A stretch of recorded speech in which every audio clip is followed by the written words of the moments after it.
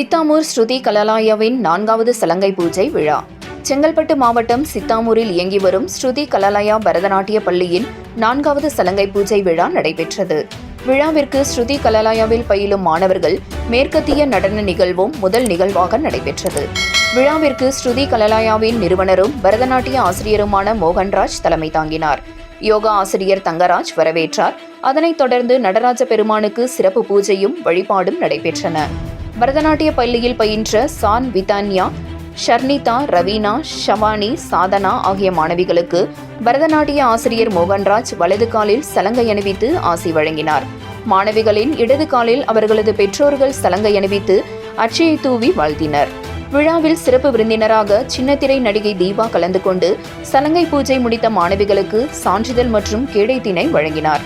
திரைப்பட நடன இயக்குனர் விக்ரமாதித்தன் வாழ்த்துரை வழங்கினார்.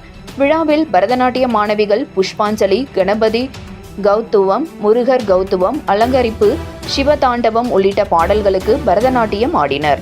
இந்த நாட்டிய பள்ளியில் பயிலும் அனைத்து மாணவிகளுக்கும் சான்றிதழ் மற்றும் கேடயம் வழங்கப்பட்டது. விழாவில் மாணவ மாணவியர்களின் பெற்றோர்கள், அவர்களது உறவினர்கள் மற்றும் பொதுமக்கள் என ஏராளமானோர் கலந்து கொண்டனர். 7 Green News செய்திகளுக்காக மதுராந்தகம் செய்தியாளர் அருண்.